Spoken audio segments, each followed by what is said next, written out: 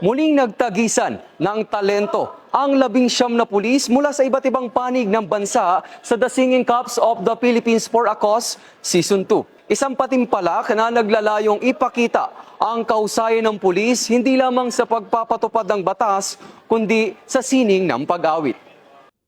Ang mga kalahok na pawang mula sa iba't ibang police regional offices ay magsisilbing kinatawan ng kanilang mga rehiyon at magpapamalas ng dedikasyon hindi lamang sa kanilang tungkulin bilang tagapagpatupad ng batas kundi pati na rin sa pagtulong sa kapwa.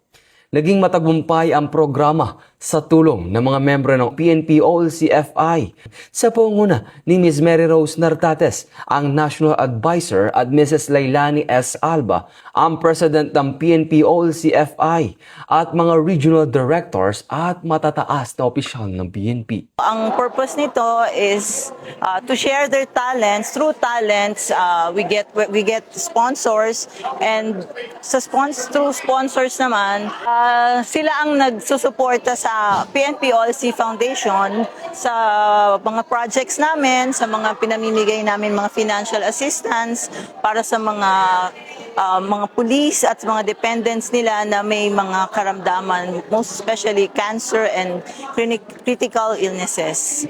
Tinanghal bilang kampyon, walang iba kundi si Police Master Sergeant Norman Wileman III mula sa Police Community Affairs and Development Group. Nasungkit naman ang first runner-up ni Police Corporal Ana Rose Datanagan mula sa Police Regional Office 11 at tinanghal na second runner-up si Police Master Sergeant Emeline Balagot mula sa Police Regional Office 13. Ang third runner-up naman ay mula sa Police Regional Office 6 na si Police Corporal Maria Sabrina Doronilla. Ang fourth runner-up naman ay si Police Master Sergeant Procopio Cote Pabillar ng NCRPO. At ang fifth runner-up ay si Patrolman Christian Samonte ng Police Regional Office CAR. Maraming salamat po sa lahat po ng sumuporta at nanood po ngayong gabi. Especially po sa aking pamilya, sa aking asawa, kay Lord na nagbigay po ng blessing na ito. Maraming salamat po. At sa PKG, buong PKG family po, sa ating director, kay Ma'am Guzman po, maraming salamat po. Magagaling po lahat ng mga contenders, lahat po na nakalaban ko. At ito po ay blessing lamang po galing sa taas. Maraming salamat po. Sobrang saya ko po at ngayon pa lang po ako makakahinga ng maluwag. Thank you very much po. First of all, congratulations, love. Deserve mo.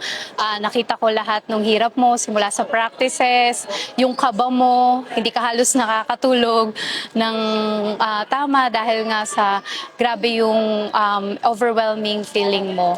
And I thank God for the God-given talent that He provides. And also, syempre, sa lahat ng mga sumusuporta sa'yo, sa lahat ng naniniwala, simula sa pamilya natin hanggang sa mga ka-work mo na lagi talagang naniniwala sa God-given talent mo. And para naman po sa upcoming na seasons ng Singing Cups, naniniwala po ako na this is a good opportunities, talent show para mas mapakita pa po yung mga talentadong police officers po. And God bless po everyone, and we will continue to support. Ayan, we will continue to support Singing Cups po. God bless PNP po. Ang hirap kaya, tama sinabi ni Madam na talagang napakagagaling. Wala kang pwedeng itapon kasi kaya nga sila grand finalists all, no? Kaya lang sadyang talagang kailangan mayroong one hit, pwedeng lahat nasa harap, no? We are very proud of you. Emote na naman ako. We're very proud of you. Kanina, ang ingay namin ng mga judges kasi ang gagaling nyo talaga. Sabi ko namin, ano ba itong mga to? Bakit ganito sila? Unique, very unique voice quality. Very good storytelling. At yung colors, yung lahat ng aspects ng inyong mga boses, ginamit nyo yung buong range. From low to high, from soft to loud, from lahat ng emotions na pwede ipasok, pinasok nyo na. Kaya nakakatuwa. It's one entertaining evening because we really enjoyed everything that you did tonight. Congratulations sa inyong lahat. Ayon sa Philippine National Police, layunin ng programa na hindi lamang ipakita ang natatagong talento ng mga pulis, kundi makalikom din ng suporta para sa mga napiling benepisyaryo. Bahagi ito ng patuloy na pagsisikap ng organisasyon na palakasin ang ugnayan sa komunidad sa pamamagitan ng sining at malasakit. Patunay lamang na ang tagumpay ng programa ng kapulisan ay may talento at puso. Hindi lamang serbisyo, kundi pati sining at malasakit sa kapwa.